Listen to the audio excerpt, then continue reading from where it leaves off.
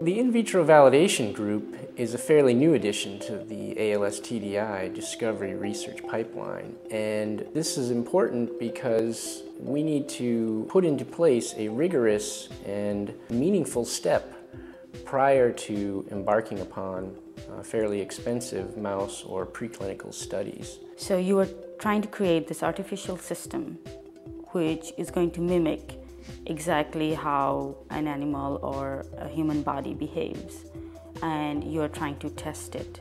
We design these assays to allow us to validate these drugs or therapeutics of interest in a very rigorous, complete, but also in the most straightforward or shortest amount of time possible. In vitro validation is the starting point for anybody that wants to develop a drug. Quantitative polymerase chain reaction, also known as qPCR or TACMAN, allows us to determine gene expression events in response to a drug of interest. It really measures gene expression from a single cell to gene expression in an animal tissue or a whole animal, however you may design your experiment. qPCR is a very challenging and laborious process, but we have mastered it here at the ALS TDI, and it's been very, very instrumental in helping us find therapeutic pathways.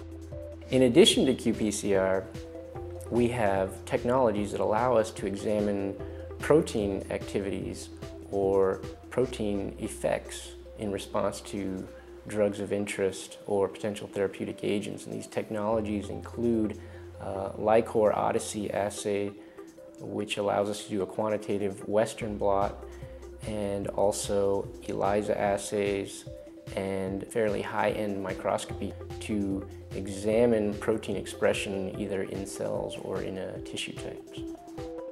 To get therapies to the patients as soon as possible, we have leveraged technologies such as robots, and the robots help us have increased throughput. They are working day and night in order to help us with the therapies.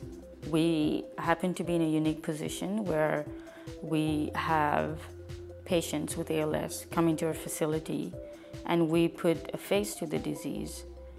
As a scientist, I think that gives us the motivation and the drive to keep going on every day.